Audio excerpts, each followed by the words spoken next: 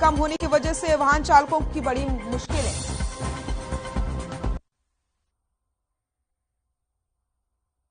नमस्कार, हर खबर में आप सभी का स्वागत है। मैं हूं आपके साथ सृष्टि शुक्ला। बुलेटिन की शुरुआत करते हैं बड़ी खबर के साथ और सोनीपत से आपको बड़ी खबर बता देते हैं। सोनीपत से इस वक्त की बड़ी खबर, हथियार के बल पर पेट्रोल पंप पर लूट की वारदात को अंजाम दिया गया है। 48,000 रुपए लूट कर फरार हो गए हैं बदमाश। सीसीटीवी में कैद हुई ये पूरी वारदात।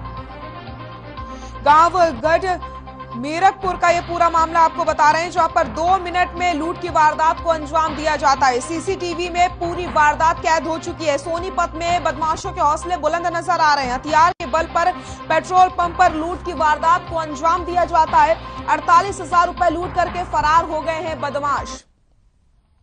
सोनीपत से खबर आपको बता रहे हैं, जहां पर हथियार के बल पर पेट्रोल पंप पर लूट की वारदात को अंजाम दिया गया है। आप ये सीसीटीवी फुटेज भी देख रहे हैं, आपकी टीवी स्क्रीन पर हम दिखा रहे हैं किस तरीके से 2 मिनट के अंदर 48,000 रुपए की लूट की वारदात को अंजाम दिया गया है। 2 मिनट में बदमाश 48,000 रुपए लूट करके फरार हो जाते हैं। तो सोनीपत में बदमाशों के हौसले बुलंद नजर आ रहे हैं। सीसीटीवी में ये पूरी वारदात कैद हो गई है। गांव गढ़ मीरकपुर का यह मामला आपको बता रहे हैं, जहां पर 48,000 रुपए लूट करके बदमाश फरार हो गए हैं। हथियार के बल पर पेट्रोल पंप पर लूट की वारदात को अंजाम दिया गया।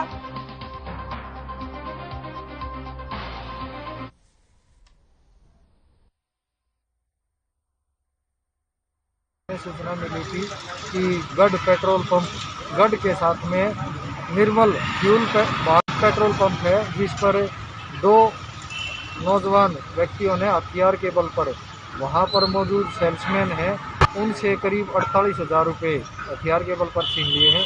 इसमें सीसीटीवी फुटेज ली गई है।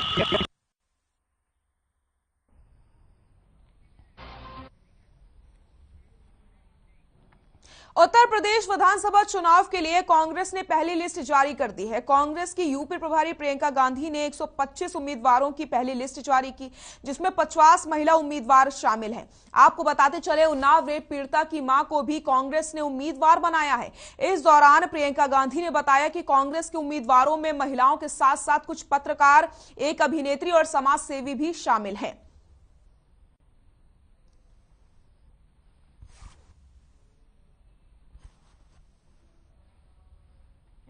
और साथ नमस्कार साथियों, प्रियंका जी की इस विशेष पत्रकार वार्ता में आप सबका स्वागत है। विलंब के लिए हम थोड़ी सी क्षमा चाहेंगे। बगैर किसी देरी के मैं अनुरोध करूंगा प्रियंका जी से कि वो एक बहुत महत्वपूर्ण विषय लेकर आपके बीच में उपस्थित हैं और अपनी बात आपको कहेंगी। आदरणीय प्रियंका जी। नमस्कार। आज कांग्रेस पार्टी उत्तर प्रदेश के विधानसभा चुनाव के लिए अपनी पहली सूची जारी करने जा रही है। 125 प्रत्याशियों की सूची है, जिसमें से 50 महिलाएं हैं। क्योंकि ये एक ऐतिहासिक पहल है, तो हमने सोचा इस प्रेस कॉन्फ्रेंस के जरिए आप सबको थोड़ा बहुत इन प्रत्याशियों के साथ अवगत भी कर लें कि कौन है ये लोग, किस तरह की सूची है।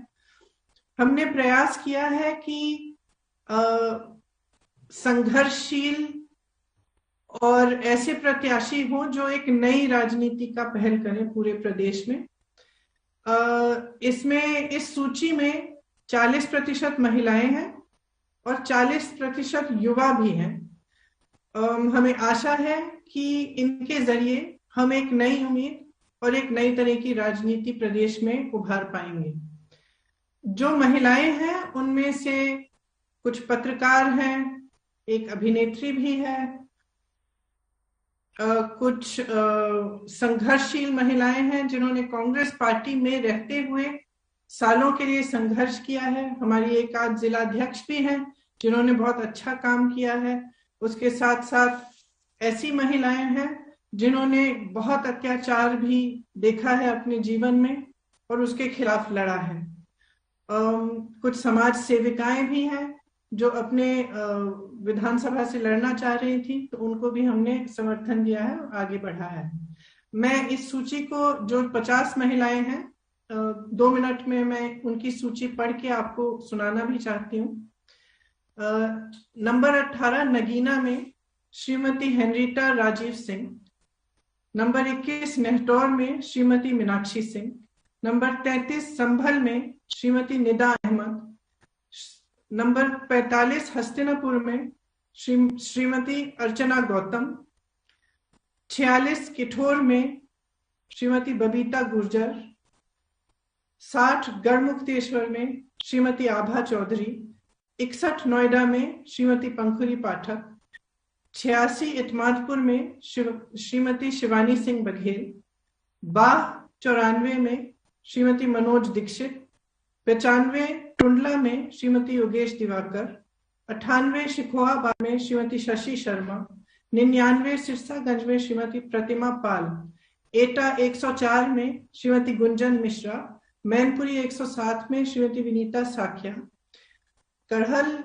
110 में श्रीमती ज्ञानवती देवी, बिसौली 112 में श्रीमती प्रज्ञा यशोधा, बदायूं 115 में श्रीमती रजनी सिंह, बहेरी 118 में श्रीमती संतोष भारती, बरेली कैंट में 125 में श्रीमती सुप्रिया एरन, जलालाबाद 132 में श्रीमती गुरमीत कौर, पोवाया 134 में श्रीमती अनुज कुमारी, शाहजहांपुर 135 में श्रीमती पूनम पांडे, मोहम्मदी 144 में श्रीमती रितु सिंह, सीता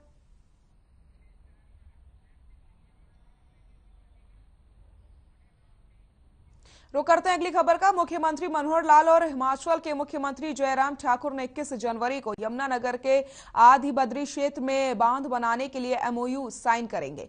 यमुनानगर के उपायुक्त पार्थ गुप्ता ने बताया कि बांध के बनने से सरस्वती नदी की पौराणिक धारा फिर से बहेगी। उन्होंने बताया कि 700 करोड़ का यह प्रोजेक्ट दोनों राज्यों की सीमा में बन रहा है, जिसमें ज्यादातर हिस्सा हिमाचल का है और बांध का निर्माण हरियाणा की ओर से किया जाएगा। बांध के बनने से जहां सरस्वती नदी पहले बहती थी, दोबारा से उसे देखने का सौभाग्य प्राप्त हो जाएगा। वहीं वर्षा के दिनों में आने वाली बाढ़ से भी बचा जा सकेगा।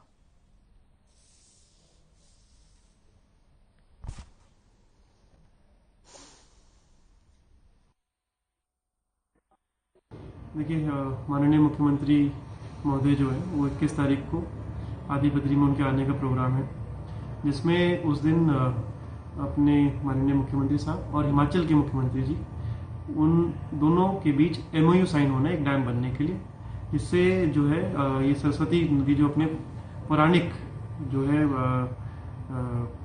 रूप में जो फिर से बहेगी।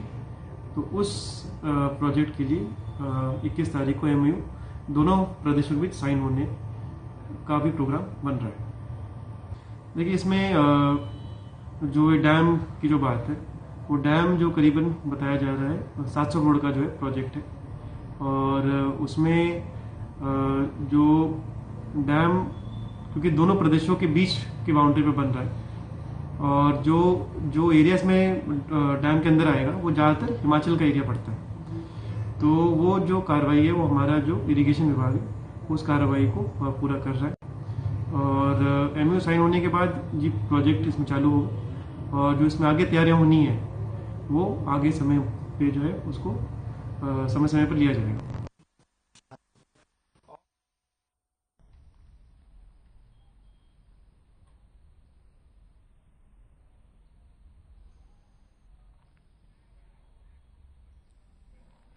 यमुनानगर पहुंचे पूर्व सांसद टीएमसी नेता अशोक तंवर का कहना है कि बीजेपी से कांग्रेस ना लड़ना चाहती और ना ही लड़ने में सक्षम है। उन्होंने बीजेपी पर आरोप लगाते हुए कहा कि जब सांठगांठ की राजनीति होने लगे तो ना देश का भविष्य, ना ही कार्यकर्ता के, ना ही जनता के हित में सुरक्षित रहते हैं।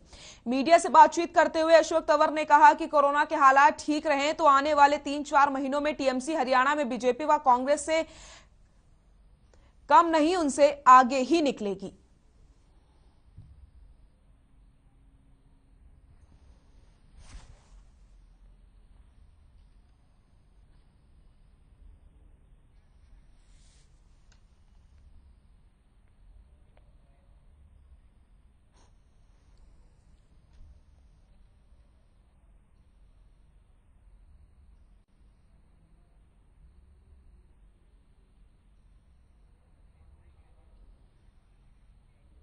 यहाँ रुकते हैं छोटे से ब्रेक के लिए, जल्द हाजिर होते हैं।